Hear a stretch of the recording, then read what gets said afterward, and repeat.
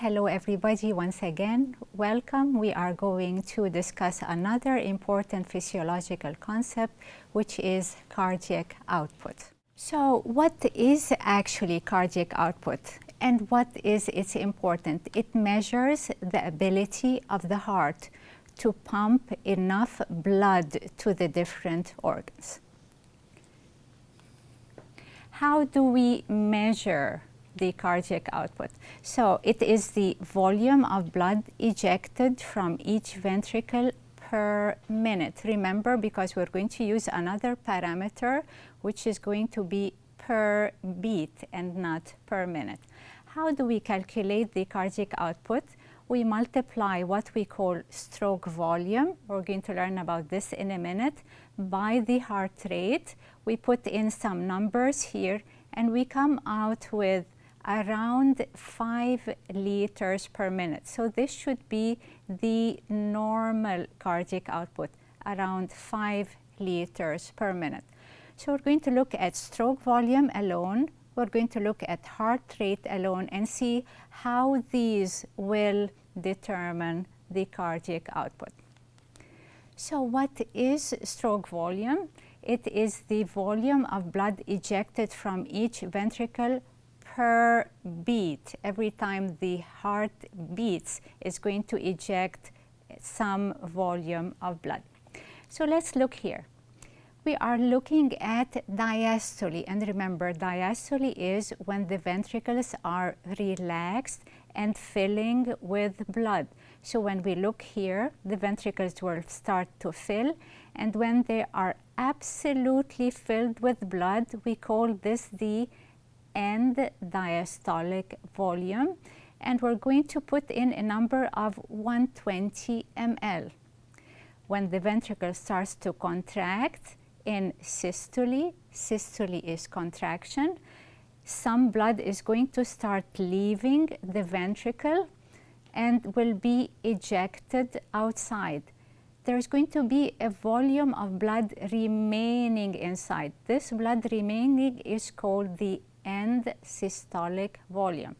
So if I subtract the end diastolic volume, 120, from the end systolic, which is remaining here, 50, I will know how much is ejected in that beat, and this is around 70 ml.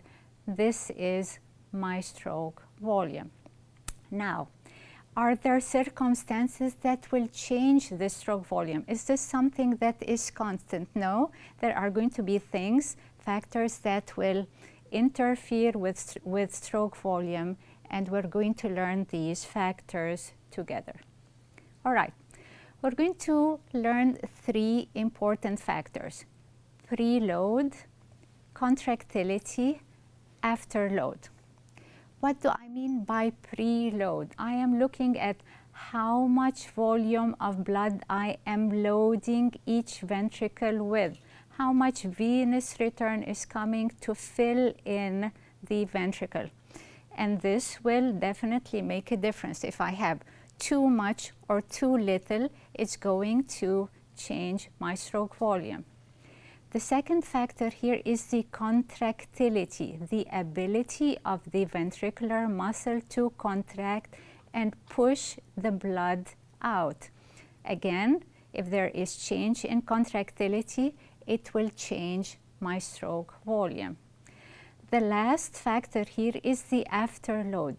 How much resistance or pressure is meeting the blood when it is trying to be ejected from the ventricles.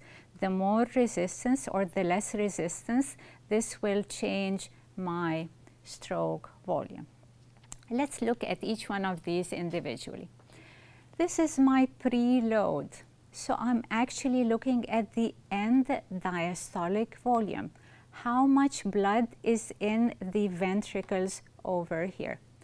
If for any reason there is decrease in this volume, definitely the stroke volume will be decreased. And commonly, if somebody has dehydration or bleeding, there is definitely less blood leaving the ventricles, and this person will have lower cardiac output.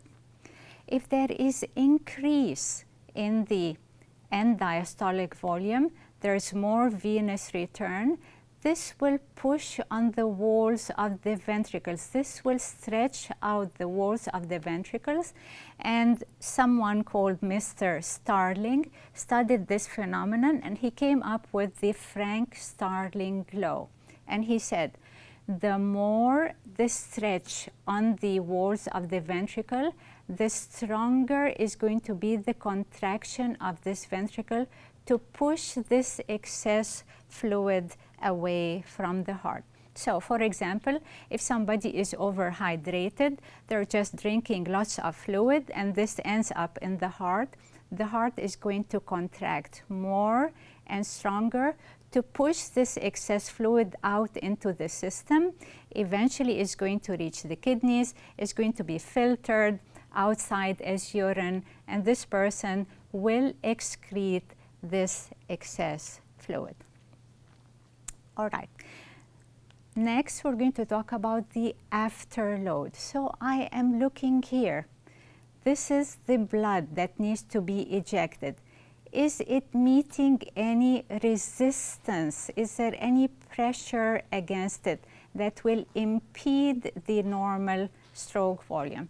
So if there is any increased afterload, so we're looking at the two main valves here. We're looking at the pulmonary valve and the aortic valves. If there is disease that decreases the diameter, decreases the ability of the valve to open, definitely this will decrease the ejection of blood and stroke volume will be decreased.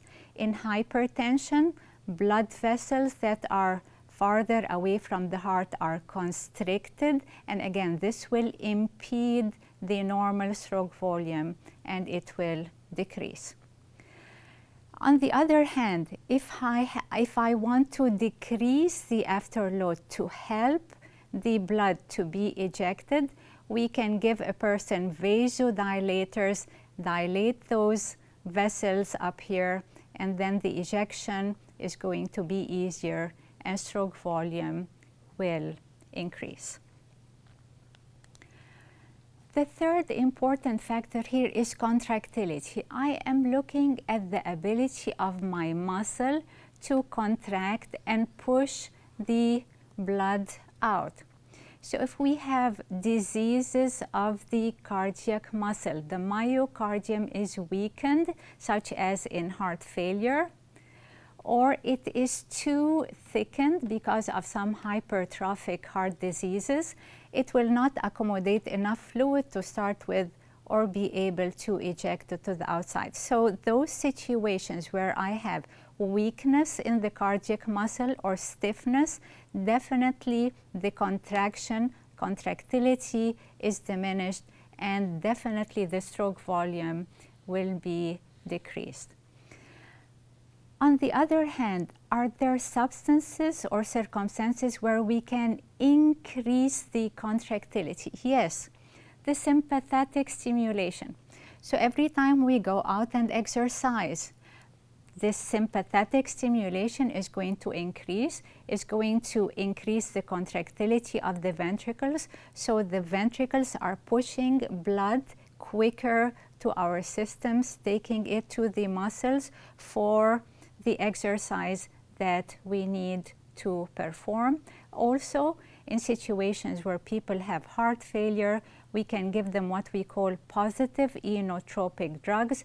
These drugs will increase and improve the contraction of the failing ventricles.